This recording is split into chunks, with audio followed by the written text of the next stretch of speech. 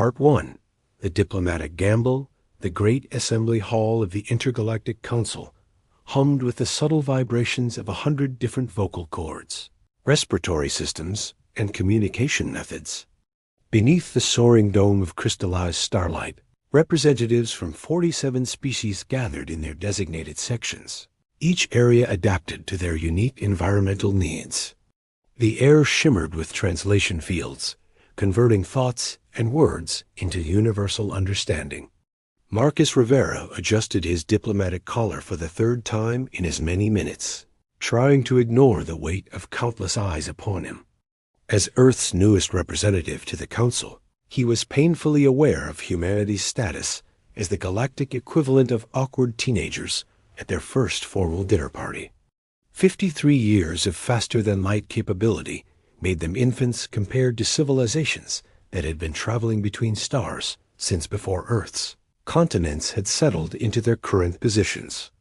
"Look how they fidget," came a melodious voice from the Aquarian section, where beings of living water maintained their forms within elegant containment suits, still slaves to their primitive nervous systems. A rumbling laugh emerged from the Titan Quarter, where the rock-like Geological Union representatives sat in seats carved from meteors. "Give them time, friends. Remember when the Zephyrians first joined? They kept trying to photosynthesize under our artificial suns." Marcus felt heat rise in his cheeks, but kept his expression neutral. Beside him, his cultural attaché, Janet Stone, a woman who had spent 15 years studying xenolinguistics, maintained perfect composure. Though he caught the slight tightening around her eyes, it betrayed her frustration. In the Silvani section, where delicate platforms floated among cultivated trees that had been coaxed to grow in the shape of living chairs, Zephyra Keth observed the proceedings with growing unease. Her people, descendants of what humans might have called forest spirits, were known for their empathetic nature and their ability to sense emotional currents in large gatherings. Right now, those currents were turbulent with mockery, amusement, and something darker, the kind of casual cruelty that emerged when a group decided to target an outsider. Zephyra's translucent blue-green skin shifted color subtly, reflecting her emotional state. Her people communicated as much through bioluminescent patterns as through words, and right now, her patterns spoke of discomfort and sympathy. She watched the human representative Marcus, according to her briefing materials, and found herself admiring his restraint. Lesser beings might have responded to the mockery with anger or defensiveness. Instead, he sat quietly, observing and learning. "Perhaps," boomed a voice from the center of the assembly, "we should provide our newest members with a proper introduction to council traditions." The speaker rose from the hegemony section, where beings of pure energy maintained humanoid forms through will and advanced technology. Magistrate Kelvin's form flickered between solid and translucent as he gestured toward the center of the great hall, where an ancient seat sat in isolated majesty, the throne of compassion. Every being in the assembly knew the legend. Carved from a single piece of quantum crystallized stone by a civilization so ancient their name had been forgotten, the throne had been designed as the ultimate test of leadership. For 3,000 years, it had sat empty. Emperors, philosophers, warriors, and saints had attempted to claim it, only to be rejected by whatever force resided within its crystalline matrix. "The throne has remained empty since the Great Convergence," Kelvin continued, his energy form pulsing with barely contained amusement. "Perhaps our human friend would care to demonstrate his species' worthiness by accepting its judgment?" The hall fell silent, except for the ambient hum of life support systems. Marcus felt every gaze in the vast chamber focus on him with laser intensity. This was clearly meant as humiliation, a way to put humanity in its place by having their representative publicly rejected by the most sacred artifact in galactic civilization. Zephyra found herself leaning forward in her living chair, her bioluminescent patterns shifting to deep purple, a color that among her people indicated protective instincts. She had no logical reason to care what happened to this human, yet something about his quiet dignity in the face of mockery stirred unexpected emotions within her. "The throne measures more than power or intelligence," continued another voice from the collective consciousness section, where beings who shared a group mind spoke in perfect unison. "It seeks something the ancients called the capacity for infinite connection, the ability to truly understand and unite with others across any divide." Marcus stood slowly, his movement deliberately calm and measured. "I understand the honor you're offering," he said, his voice carrying clearly through the translation fields. "And I accept." A ripple of surprise moved through the assembly. They had expected refusal, or at least hesitation. Instead, this representative of a species barely past its planetary adolescence, walked steadily toward the center of the hall. Zephira felt her heartbeat accelerate as she watched him descend the steps toward the throne. There was something in his bearing that reminded her of the ancient stories her grandmother had told her about the first Sylvani, explorers who had left their forest worlds to seek connection among the stars. They had possessed the same quiet courage, the same willingness to risk everything for the possibility of understanding. The throne itself seemed to respond to Marcus's approach. The quantum crystallized stone began to emit a soft, warm light that had been absent for millennia. Ancient symbols, worn smooth by age, started to glow along its armrests and back. The very air around it began to thicken with anticipation. Marcus paused before the seat, looking up at its towering back and elaborate engravings. He could feel the weight of history pressing down upon him, not just the history of failed attempts, but the hope of the ancients who had created this test. They had believed that someday someone would come who could unite the galaxy not through conquest or manipulation, but through genuine understanding and connection. "The throne has rejected beings far greater than you," called out a representative from the military caste, her voice carrying across the hall. Warriors who had conquered systems, philosophers who had unlocked the secrets of existence itself. Marcus nodded acknowledgement of her words, then looked around the assembly. His gaze lingered for a moment on the Sylvani section, where a graceful figure with translucent skin watched him with what seemed like hope rather than mockery. Something in that gaze gave him strength. "Perhaps," he said quietly, "it wasn't looking for greatness. Perhaps it was looking for something else entirely."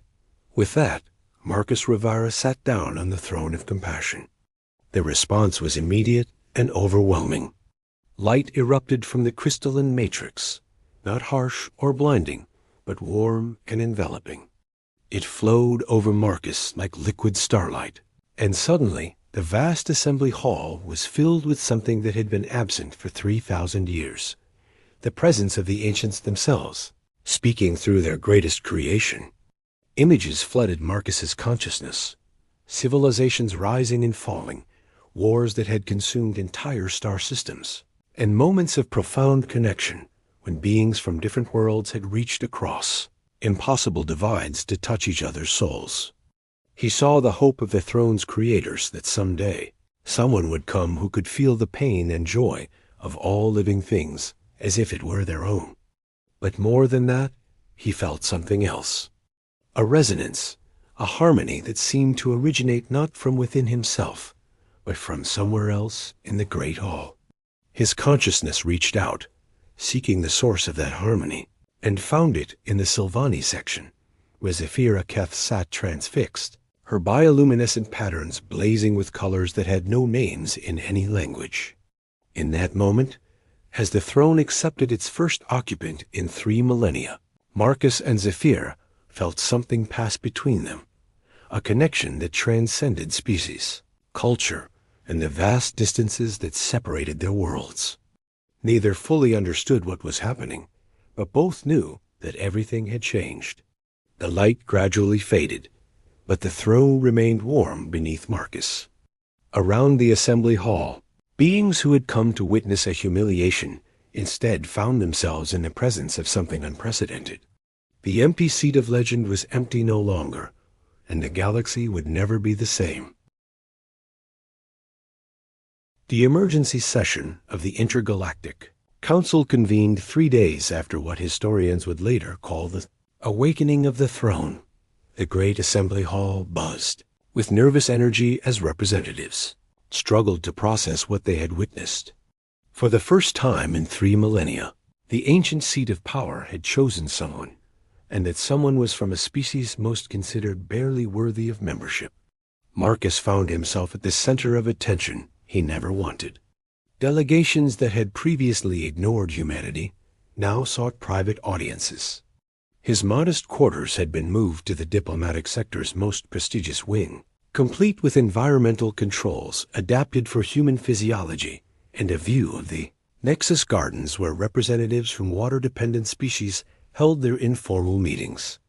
The historical archives have been accessed more in the past 72 hours than in the previous decade, announced Nexion Vrul, the crystalline entity who served as the Council's chief historian. His faceted form caught and reflected the chamber's ambient light, creating rainbow patterns that shifted with his words. What we've discovered challenges our understanding of the throne's true purpose. Nexion gestured, and holographic displays materialized throughout the hall, showing ancient texts and star charts that predated most known civilizations. The throne was not designed to choose rulers, as we long believed. The original texts speak of something called a Heart Singer One, who could unite disparate peoples not through dominance, but through an almost mystical ability to form connections that transcend biological and cultural barriers. From her position in the Sylvani section, Zephyra watched Marcus's reaction to this revelation. Her bioluminescent patterns had been fluctuating unpredictably since the throne incident, cycling through colors that reflected emotions she couldn't quite name. Among her people, such chromatic instability usually indicated the onset of Velthis, the deep bonding that occurred when two souls recognized their perfect complement. But that was impossible. Velthis only occurred between Sylvani, and only after extended emotional and intellectual communion. It certainly couldn't happen across species lines with someone she'd never even spoken to. Furthermore, Nexion continued, the text suggests that the Heart Singer's power would be amplified by what they termed a soul resonance, a connection with another, being who could serve as both anchor and amplifier for their empathetic abilities. Thorak Densi, representing the warrior clans of Grimhold, stood with the fluid grace that made his species legendary in combat.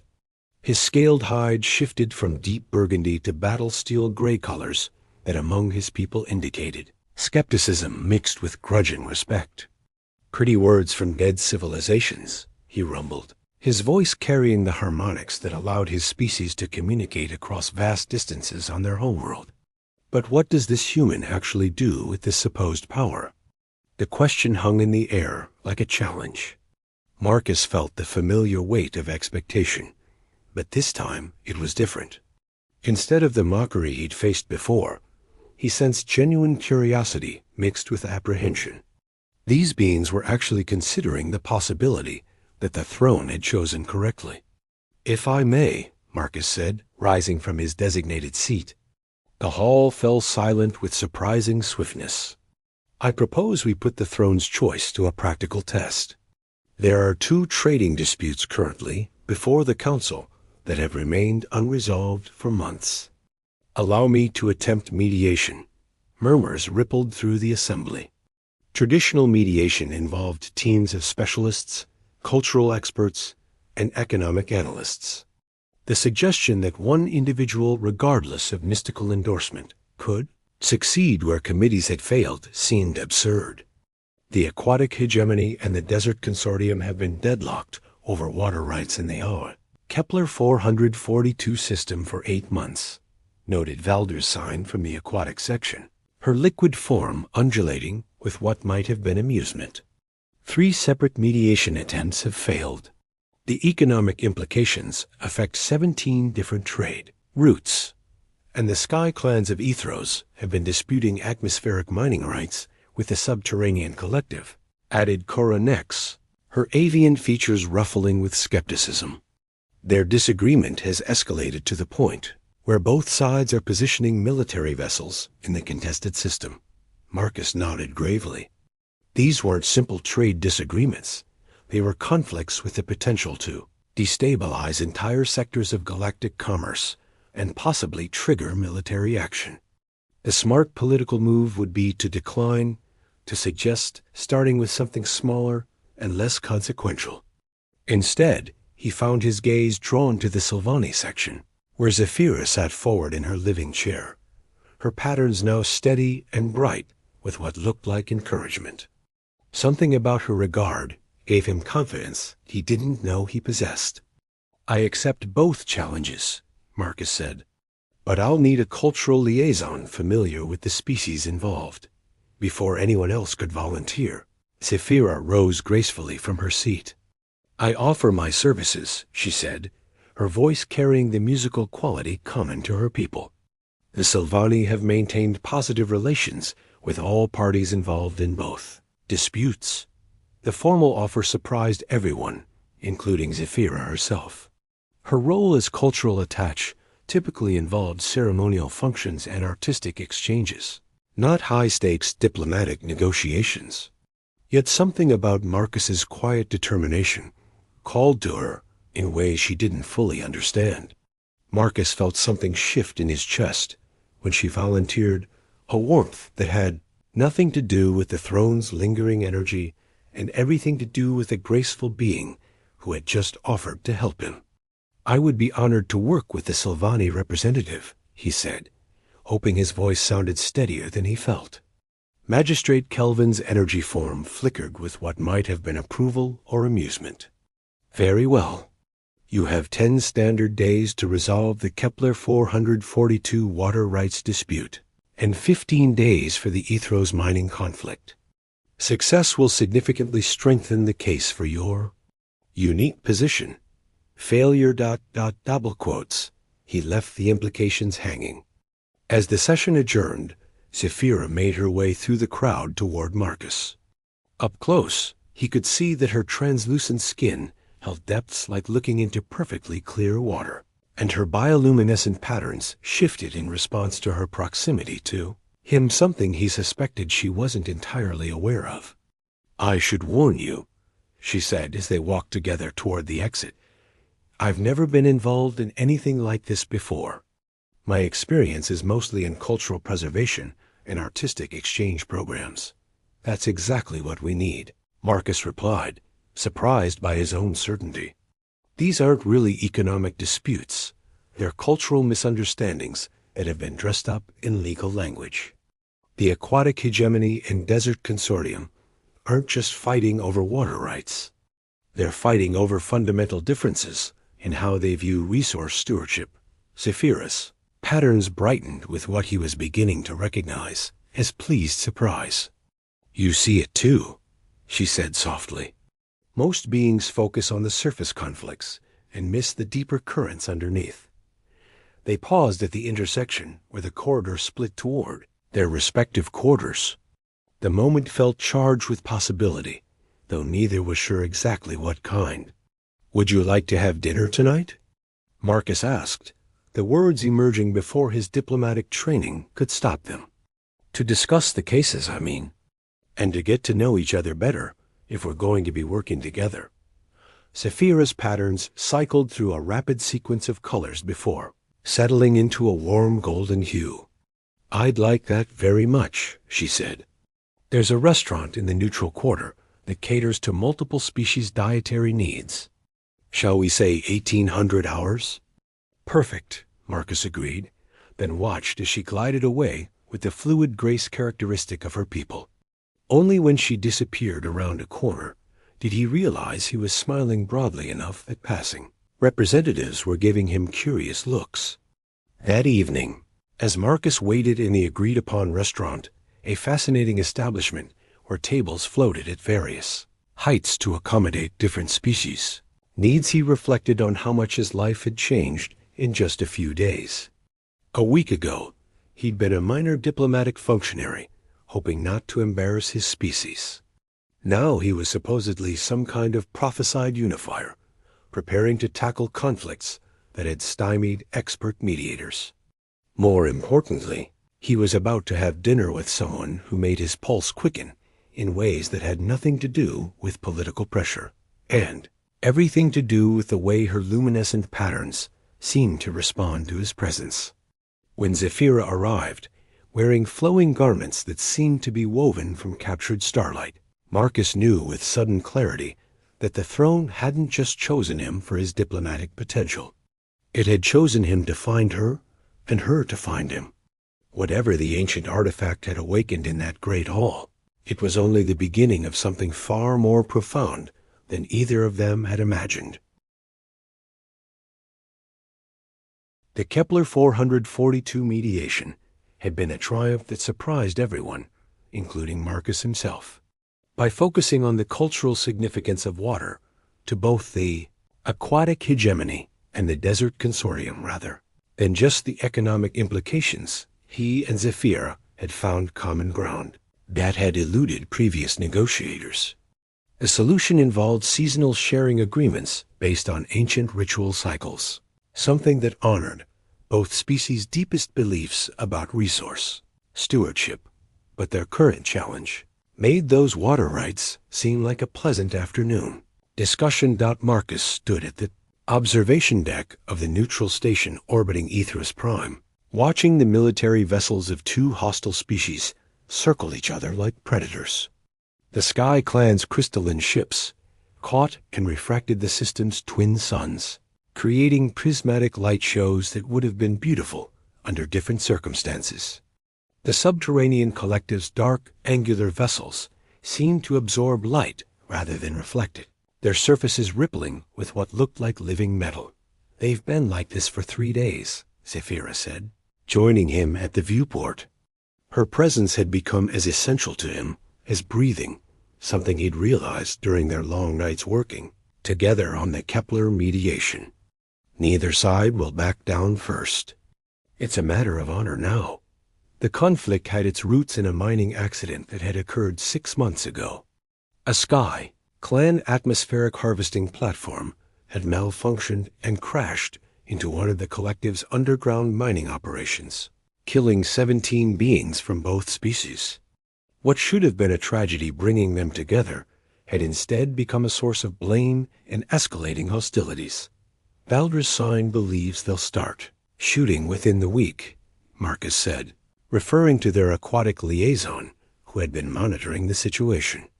The collective claims the Sky Clans are operating in restricted airspace.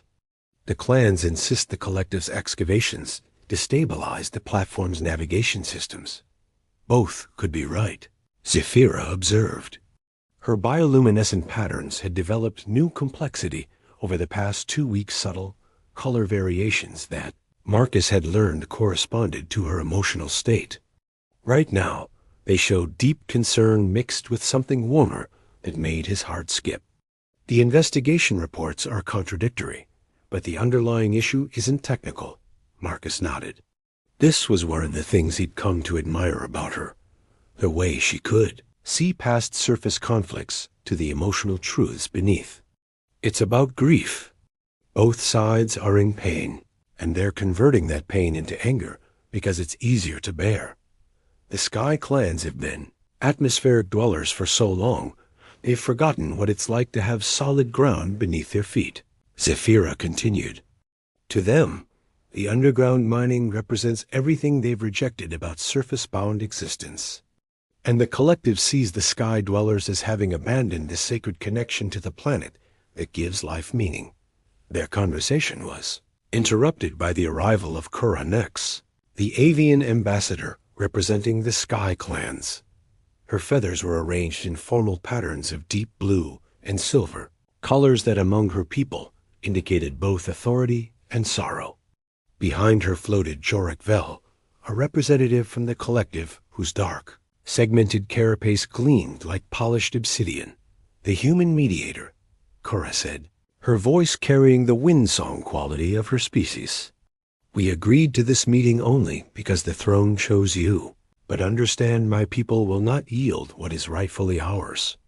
Jorik's response came through a translation matrix.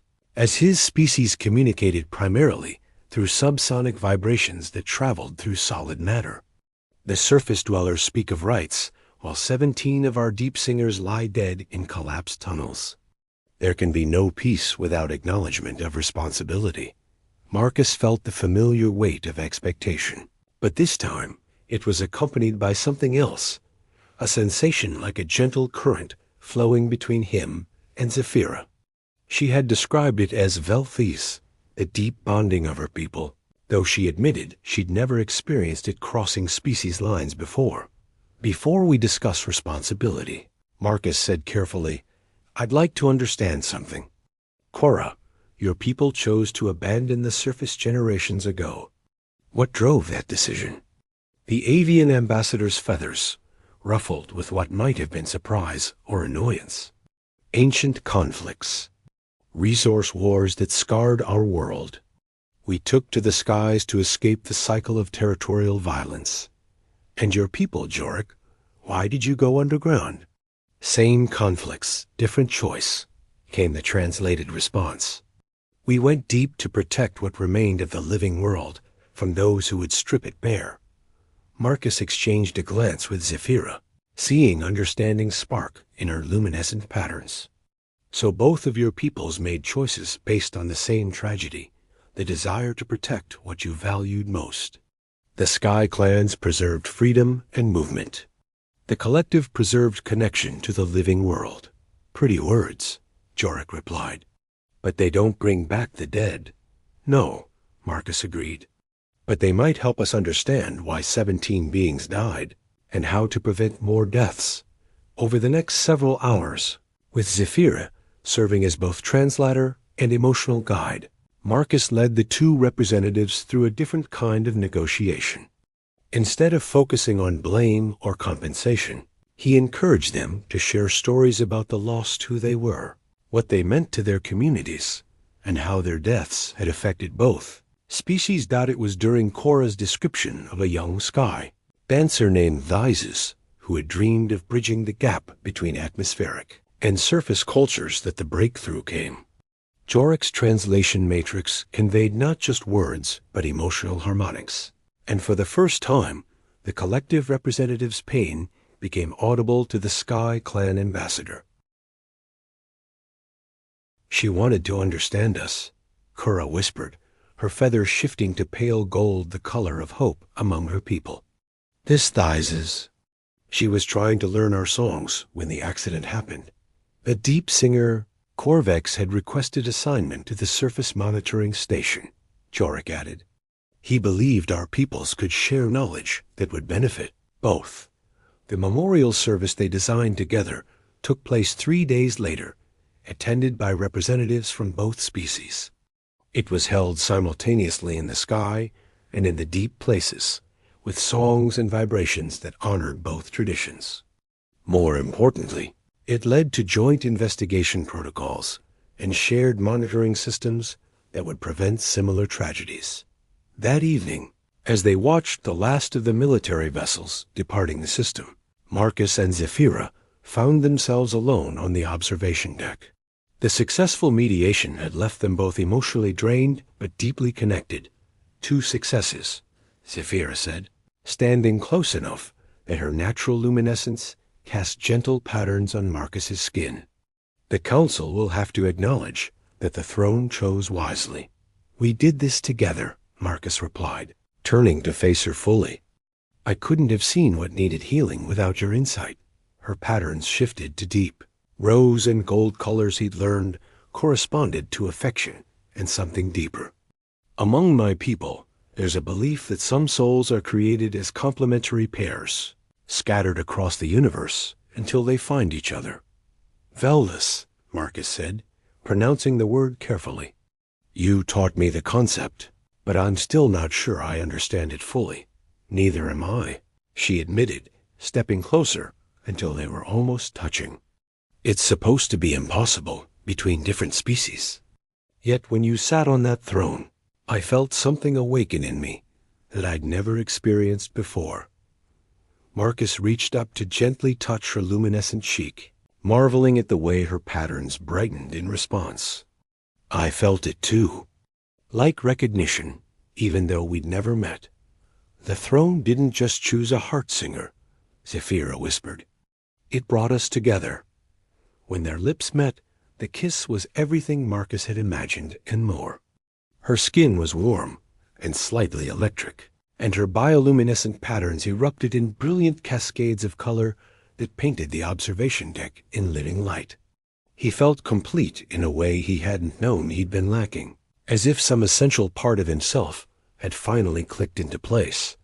They might have remained lost in each other indefinitely, if not for the soft chime of an incoming priority message.